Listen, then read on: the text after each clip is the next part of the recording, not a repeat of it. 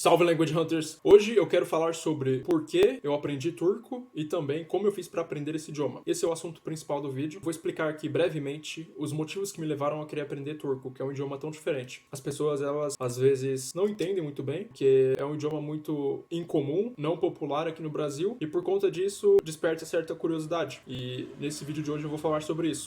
Nasci falando português, mas cresci falando inglês. After that, it was the turco, vestindo italiano. Estou vivendo uma saga linguística em busca dos idiomas do infinito.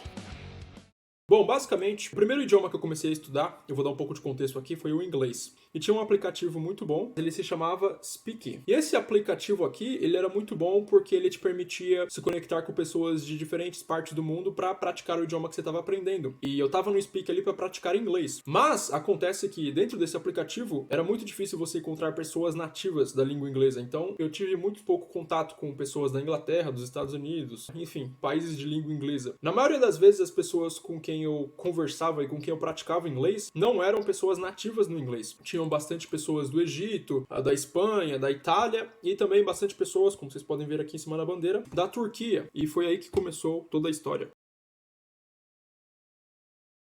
Desde pequeno eu tenho um interesse muito grande por aprender idiomas e sobre outras culturas. Então, naturalmente, conforme eu fui fazendo mais amigos ali da Turquia e conversando com eles, eu fui tendo certa curiosidade em relação ao idioma. Eu lembro que eu tinha uma amiga chamada Aisha, e ela foi uma das primeiras pessoas que eu comecei a conversar em turco ali. No começo, a gente estava praticando somente inglês, ela também estava buscando aperfeiçoar o inglês dela, assim como eu. Só que chegou um determinado momento que, devido à minha curiosidade, eu fui lá e perguntei, pô, como que é o idioma do seu país? Como que funciona? Fala alguma coisa em turco aí pra mim, pra eu ver. Aí ela mandou uma mensagem de voz. Nessa mensagem de voz, ela dizia isso daqui, ó. Tanıştığımıza memnun oldum. Essa daqui foi a primeira palavra, a primeira frase, aliás, que eu aprendi turco. E também a primeira vez que eu ouvi algo em turco foi com essa palavra aqui. Então ela mandou aquela mensagem de voz, dizendo Tanıştığımıza memnun oldum. Isso daqui basicamente significa nice to meet you, ou prazer em conhecê-lo. Só que quando eu ouvi isso daqui, chamou muita atenção porque eu sou muito curioso a respeito de idiomas e tal. Então eu fiquei instigado a aprender cada vez mais daquilo dali. Aí o que eu fiz? Eu fui lá e tentei falar. Obviamente foi bem difícil no começo. Eu tentei pronunciar aquela frase, eu ouvi o áudio dela e tentei pronunciar logo em seguida. E o que realmente me incentivou a aprender o idioma foi o fato da surpresa dela, foi o fato da reação dela.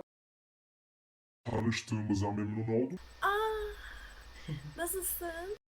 Eu lembro que a reação dela foi muito positiva, foi algo muito bom, foi algo muito interessante. Até porque, por exemplo, se eu tivesse pronunciado essa frase aqui, ou essas palavras aqui, e ela tivesse dado risada, ou feito qualquer coisa que me deixasse inseguro, muito provavelmente o meu interesse em aprender esse idioma teria acabado ali. Então o fato dela ter tido uma postura muito positiva, muito aberta, muito encorajadora para que eu realmente pronunciasse aquela frase, me incentivou bastante a querer aprender mais do idioma. Fato é que eu não parei naquela frase ali, obviamente a gente foi conversando dia após dia e até ali eu tava simplesmente aprendendo algumas frases aqui e ali de forma aleatória, obtendo feedback positivo. Só que aí eu comecei a me aprofundar um pouco mais na cultura do país e comecei a assistir séries e comecei a ouvir músicas. Tem uma banda muito foda que eu gosto bastante que é o Duman, Teoman também. Todas essas coisas aqui influenciaram bastante, porque como eu disse, eu não conhecia nada da Turquia, eu não conhecia o idioma, não conhecia muito sobre a cultura, mas a partir do momento que eu me tornei aberto e receptivo para aprender mais sobre o idioma,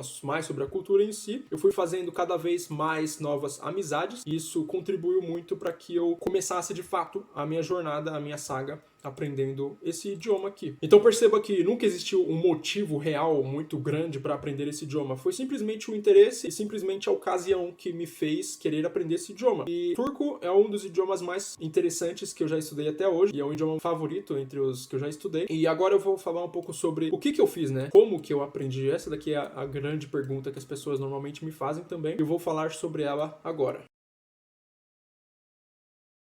Bom, basicamente, para aprender um novo idioma não existe muito segredo, não existe muita enrolação. Existem algumas coisas que você faz e essas coisas realmente funcionam. A maioria dos poliglotas, pessoas que tiveram resultados satisfatórios ao estudar um idioma, fizeram ou fazem alguma variação dessas atividades aqui. Então, a primeira coisa foi estudo de texto com áudio. Então, eu estudei bastante texto com áudio, muito repetidas vezes, ouvindo e lendo no idioma, tanto separadamente, ou seja, tanto simplesmente ouvindo o idioma e também somente lendo e depois fazendo as duas coisas junto ao mesmo tempo, para aprender como que eu pronuncio as coisas, para aprender vocabulário, regras de gramática, enfim. Então, 4 ferramentas principais aqui que eu utilizei para aprender turco foi a plataforma do Lem, do Steve Kaufman, um poliglota muito famoso, uma plataforma muito, muito boa. Lá você encontra ferramentas incríveis de texto e áudio para você aprender vários e vários idiomas. Você cria uma conta e você consegue acessar toda essa plataforma e aprender o idioma que você quiser ali. E as aulas são bem intuitivas, tipo, não tem muito mistério, não tem muito segredo. Você só precisa entender esse conceito de estudo de texto com áudio. Eu posso até fazer um vídeo mais tarde explicando como que eu faço meus estudos de texto com áudio hoje em dia, mostrando algumas técnicas que eu utilizo para que vocês possam também replicar. Outra ferramenta, Turkish Tea Time, ela é uma plataforma em podcast e é muito interessante esse conceito, porque as aulas são em formato de podcast, então tem um podcast ali, sei lá, de 22 minutos, e nesse podcast eles vão debater ali de forma casual o tema principal daquela aula em específico. Você também vai ter o texto com áudio, fora o podcast, e você consegue estudar. A plataforma deles é muito boa, e a única coisa é que, bom, se eu não soubesse o inglês, isso aqui eu também esqueci de comentar, se eu não soubesse o inglês, muito provavelmente eu não teria aprendido turco, porque todos esses recursos aqui, todas essas ferramentas aqui que eu utilizei, em grande parte, são originadas na língua inglesa. Então, o inglês me ajudou tremendamente a aprender o turco. Aí tem mais um motivo para você aprender inglês também. Se você aprende o inglês, você consegue aprender com mais facilidade qualquer outro idioma. Eu tô falando em termos de recursos que você consegue encontrar na internet. Utilizei bastante o Turkish Tea Time durante um certo tempo. Depois eu comecei a utilizar o Glossica. O Glossica basicamente é uma ferramenta que tem ali basicamente texto e áudio, só que ele te dá um pouco mais de especificidade, já que o conteúdo ali, os textos, as frases, aliás, eles fornecem, essas frases são muito, muito frequentes no idioma. Então, por ser muito frequentes, conforme você for dominando aquelas frases ali, você consegue ter cada vez mais uma base sólida para se comunicar no idioma. E o último aqui dessas ferramentas foi esse livro aqui, Yedi Iklim Türkçe Ders Kitabı. Basicamente é uma série de livros que tem basicamente foco em gramática. É um curso que também tem áudio, só que o aproveitamento dele melhor para mim serviu em termos de gramática, já que ele segue tipo um raciocínio lógico. Você sai do nível básico e você vai subindo gradualmente para uns níveis mais avançados, aprendendo a gramática de forma estruturada. Isso daqui ajudou bastante. Essa daqui foi a primeira parte. A segunda coisa que eu fiz bastante, e eu faço até hoje, basicamente é praticar a escrita e a técnica Pattern Repetition, que é basicamente repetição de padrão. Ou seja, nesses estudos aqui de texto com áudio, você vai acabar identificando algumas coisas que são mais frequentes do que outras, como por exemplo no caso do Glossica aqui. Certos padrões, certas palavras, certas coisas que são utilizadas com mais frequência dentro do idioma. Então basicamente eu tenho cadernos físicos aqui e eu busco escrever várias vezes esses padrões em contextos diferentes para fixar ainda mais eles na minha mente. A escrita é uma técnica muito importante porque através da escrita você consegue firmar ainda mais aquilo que você está aprendendo aqui no texto com áudio. Depois eu fiz a imersão no idioma. Isso aqui tipo não é uma sequência lógica, uma sequência cronológica de como as coisas acontecem. Isso aqui é simplesmente tudo que eu fiz. A imersão no idioma é algo muito importante, principalmente quando você consome conteúdo feito para nativos. Conteúdo feito para nativos é aquele conteúdo que não é um conteúdo mastigado, feito para estudantes do idioma, mas sim para o próprio nativo. Por exemplo, quando você assiste um vídeo no YouTube em português, aquele conteúdo ali, ele foi feito para falantes de português. Ou seja, não é um conteúdo que ele é bem mastigado, que ele tem como objetivo final te ensinar o idioma em si. Ele tem como objetivo final, sei lá, talvez seja entreter, talvez seja explicar alguma coisa, mas para o nativo, não para quem está aprendendo o idioma. Então, 3 fontes aqui que eu utilizei bastante para consumir conteúdo feito para nativos foram através de vídeos no YouTube, por exemplo, o canal do Barış Özcan, que é um cara muito famoso na Turquia, faz vídeos falando sobre tecnologia, sobre ciências e assuntos do tipo. Também tem o Engin Özdemir, que é um canal que fala sobre basicamente vlogs de viagem. Por exemplo, aqui no Brasil a gente tem o Via Infinda e lá na Turquia tem o Engin Özdemir. E obviamente existem outros, mas esse daqui é o principal que eu assistia. Então ele tem uma linguagem mais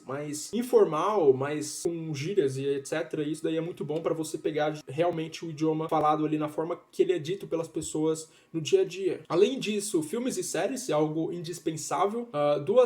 3 séries, aliás, aqui principais que eu assisti foram Çarpışma, Söz e Kalk Gidelim. São séries que eu encontro aqui nesse site aqui, Turk 1, 2, 3, que é um site muito bom. Outra coisa aqui também é ler e estudar, consumir conteúdos em formas de artigos e publicações. Então aqui a gente tem o Türkiye Gazetesi, basicamente é tipo um jornal online que fala sobre as notícias do dia que está acontecendo na Turquia e no mundo. Quarta coisa que eu fiz aqui, isso aqui também é muito importante e muito interessante, é projetar o ambiente onde eu tô para o aprendizado aprendizado do idioma. Como que você faz isso? Eu posso fazer um vídeo específico explicando, mas basicamente eu utilizei bastante post-its, como esses daqui. Você anota o vocabulário, você vai deixando fixado nas coisas. Por exemplo, se eu quero aprender a dizer fincan, copo ou xícara em turco, eu vou escrever aqui fincan e eu vou deixar fixado aqui. Então eu fiz bastante isso durante um bom tempo. Anotações também, anotando em todo canto. Flashcards, livros e desorganização proposital. Essa desorganização proposital, basicamente, é eu deixar livros ou coisas em turco. Às vezes eu vou lá e imprimo um artigo, eu deixo por aqui jogado. Por quê? Por exemplo, eu cheguei em casa. Se eu ver aquele texto ali em turco ali, cara, eu posso bater o olho ali e revisar uma palavra ou qualquer que seja. Então essa desorganização proposital é algo muito interessante que ajuda a gente a se aprofundar ainda mais no idioma. A outra coisa essencial aqui que não pode faltar nos estudos e algo que me ajudou bastante foi a prática e exposição ativa ao idioma. Então eu falo muito sozinho, eu pratico bastante com nativos, eu busco simular conversas mentalmente em turco, eu busco escrever bastante, que nem eu mostrei para vocês aqui. Também essa coisa de prática e exposição ativa ao idioma implica você realmente fazer o uso do idioma. É algo muito interessante também, você está utilizando o idioma como uma ferramenta.